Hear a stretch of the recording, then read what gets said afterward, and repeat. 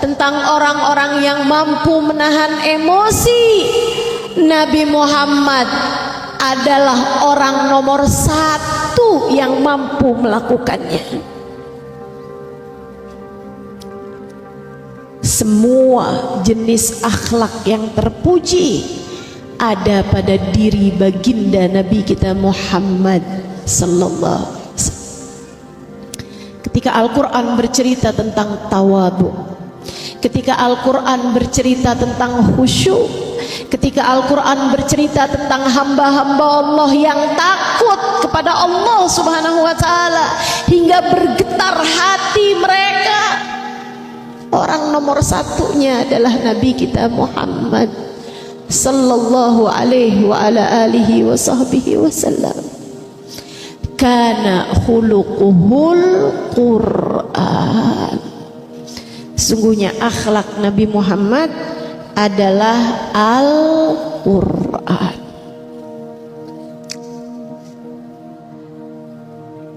Saudariku sekalian yang saya muliakan, semua orang terkagum-kagum, bukan hanya sahabat, bukan hanya keluarga, bahkan orang-orang kafir yang benci kepada Nabi Muhammad sekalipun, mereka semuanya menjadi saksi kemuliaan akhlak Nabi besar Muhammad.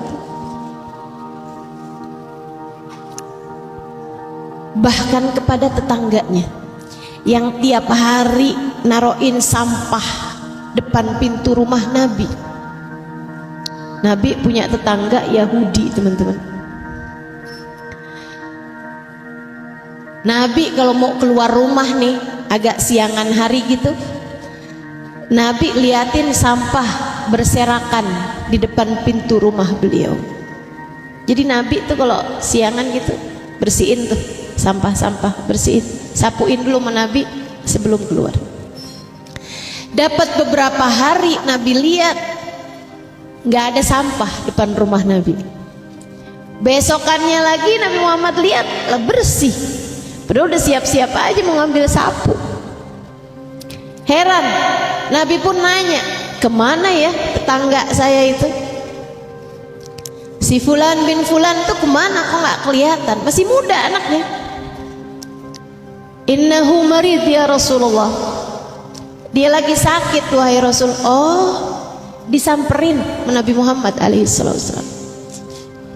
Ini saya cerita biar kita belajar akhlak, teman-teman. Biar kita lihat kayak apa diri kita gitu, biar kita bisa nyontohin baginda kita Nabi besar Muhammad.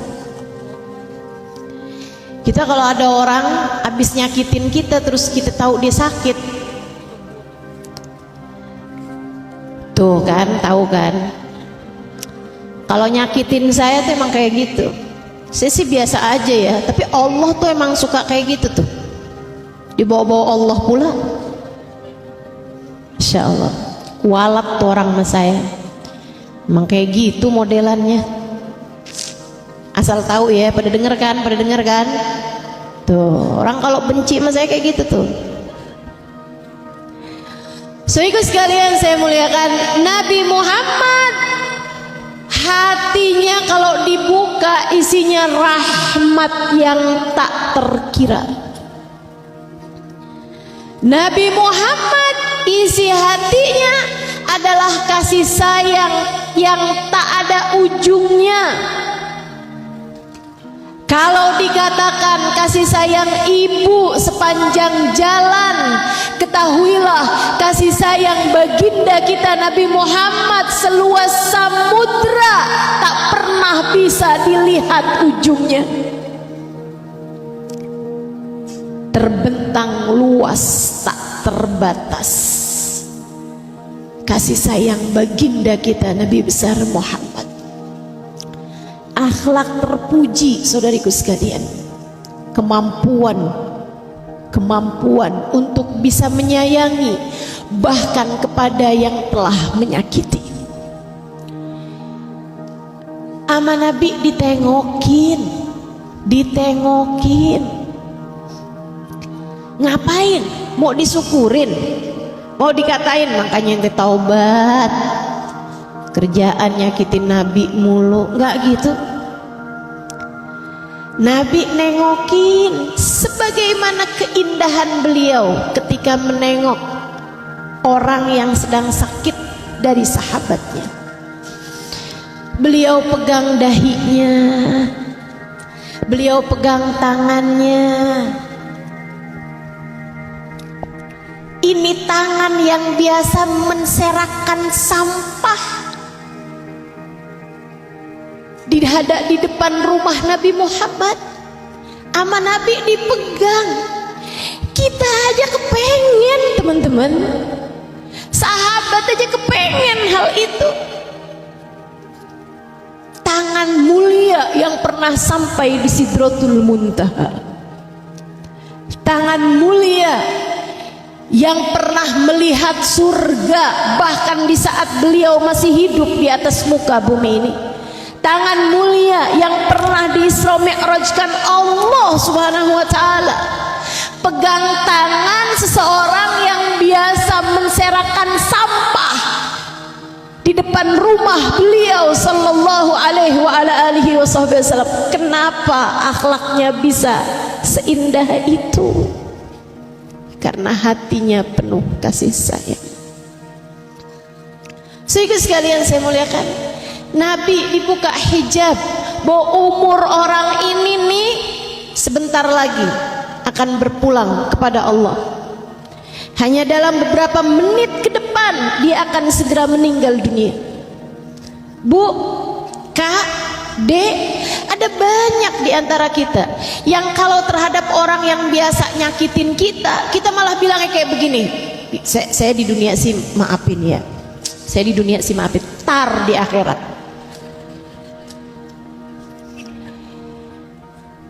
Tar di akhirat. Gitu kan? Kayak kepengen banget dia dibales di akhirat padahal dia muslim. Kayak kita pengen banget dia ntar di akhirat di neraka di saat saya bisa ketawa-ketawa ngelihat dia dari surga. Kesannya kan kayak begitu. Maksud kamu apa coba? Kalau kamu tahu bahwa di akhirat kamu pun akan masuk neraka, masa kamu akan menuntut dia gitu? Teman-teman sekalian, atau kalau kamu tahu bahwa dia pun juga akan berada di atas surga, surganya yang ada di atasnya kamu gitu, kamu mau mikir akan saya tuntut di akhirat? Kan enggak. Kamu ketika disakiti kan berpikir bahwa saya akan masuk surga nih, sementara dia ntar saya tuntut biar ada di neraka tuh sekalian. Kan begitu.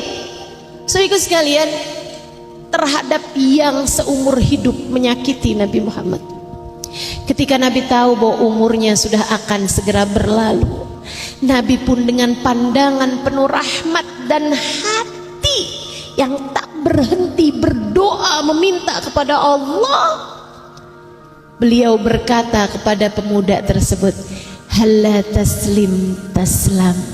Nak, masuk Islam aja yuk, kamu akan selamat. Dia udah malu dari awal betapa dia sakit, Nabi Muhammad malah justru menjenguknya. Dia udah malu selama ini nyakitin Nabi Muhammad. Karenanya begitu Nabi Muhammad ngomong kayak gitu, rasa malunya dia membuat Allah menurunkan hidayah padanya. Dia pandangin wajah ayahnya, ayahnya ngangguk. Terus dia bilang, "Asyhadu an la ilaha illallah wa asyhadu annaka Muhammad Rasulullah." Habis ucap kalimat syahadat, habis masuk Islam, dia menghembuskan nafas terakhir meninggal dunia. Artinya dia meninggal dunia sebagai sahabat Nabi Muhammad. Artinya kelak di padang mahsyar dia akan berada dalam barisan-barisan awal yang akan berada di belakang baginda kita Nabi besar Muhammad. Padahal dia adalah orang yang telah begitu menyakiti Nabi Muhammad. Padahal dia adalah orang yang sangat mengganggu Nabi Muhammad.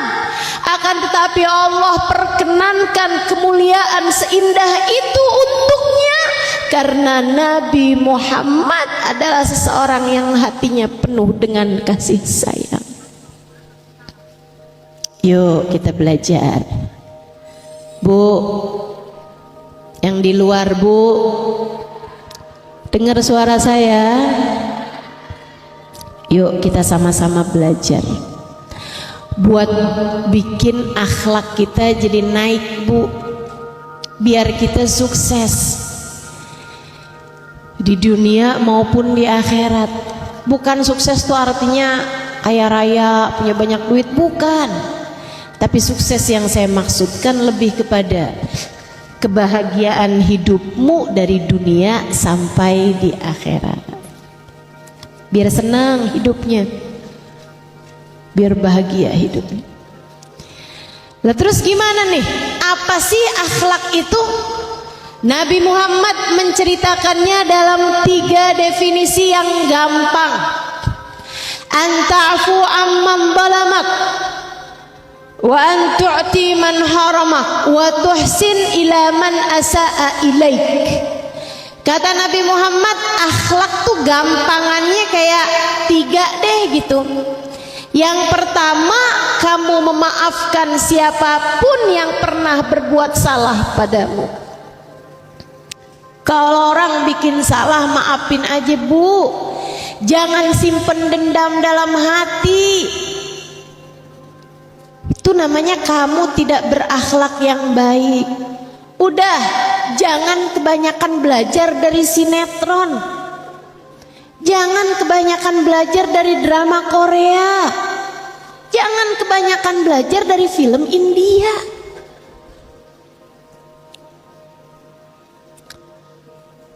Terhadap yang telah berbuat jahat, dia bilang, saya akan menuntutnya seumur darah,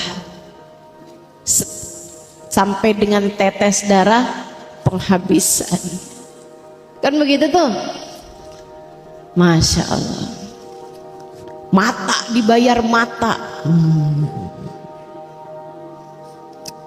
nyawa berbayar nyawa.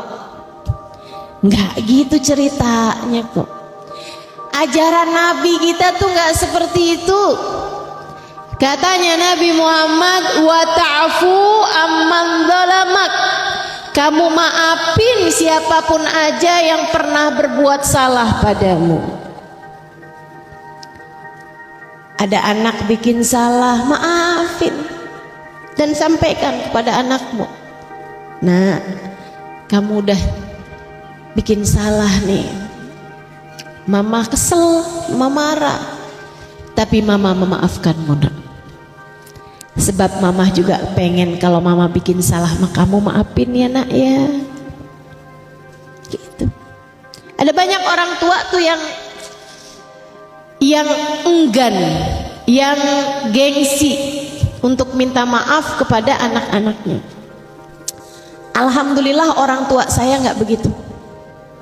Saya tiap kali minta maaf sama umi saya almarhumah, ibu saya udah meninggal bulan November tahun lalu. Kalau tiap kali saya bilang mau umi maafin saya mi gitu, umi saya pasti akan bilang, maafin umi juga ya nak ya, maafin umi juga punya banyak salah, maka kamu maafin umi. Masya Allah, indah, indah akhlak yang mulia. Jangan sampai kamu jadi orang tua yang ketika anaknya minta maaf, maaf ya mak, kamu tuh emang dasar bikin salah mulu sama mama, oke jangan ulangi lagi. Kayak yang mamahnya nggak pernah bikin salah sama anaknya. Sesempurna apa kamu sebagai ibu sampai merasa nggak punya salah sama anakmu? Teman-teman sekalian saya muliakan, apalagi sebagai seorang istri, kalau suamimu bikin salah maafin. Ada yang bilang gini nih, saya maafin ustazah, tapi saya nggak akan pernah lupakan. sebab saya ini pakar sejarah ustazah. Jadi kalau kapan waktu dibikin salah lagi, saya ungkit lagi kesalahan dia dari awal tahun nikah sama saya. Masya Allah, ngapain kayak gitu, ngapain kayak gitu.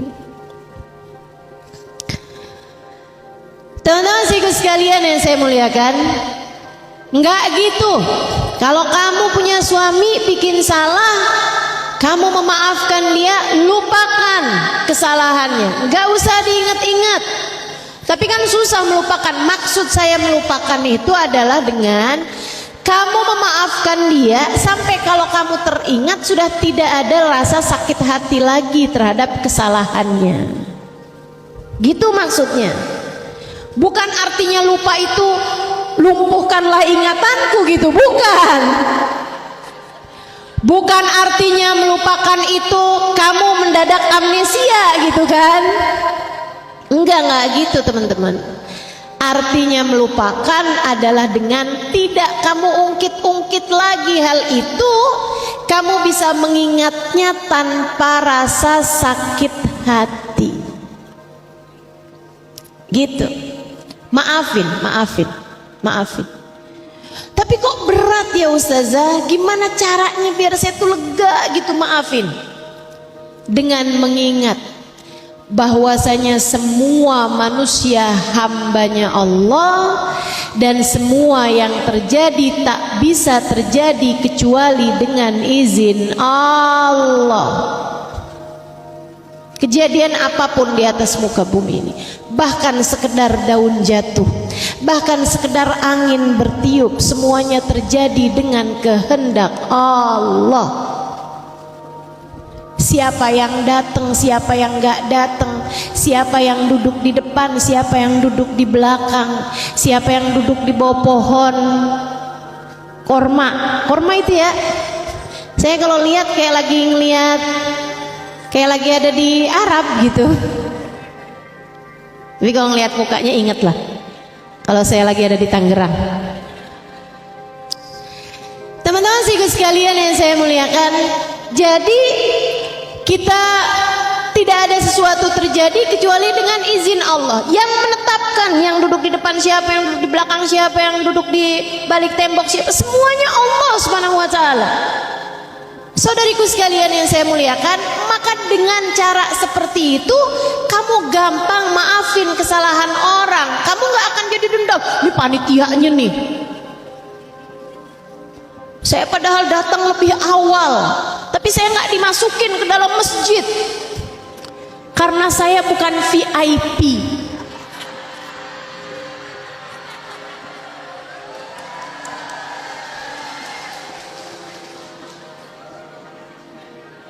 Jangan begitu maksud saya. Di mana kamu berada saat ini, duduk di mana, ditempatkan di mana, semuanya sesuai dengan ketetapan Allah Subhanahu wa taala.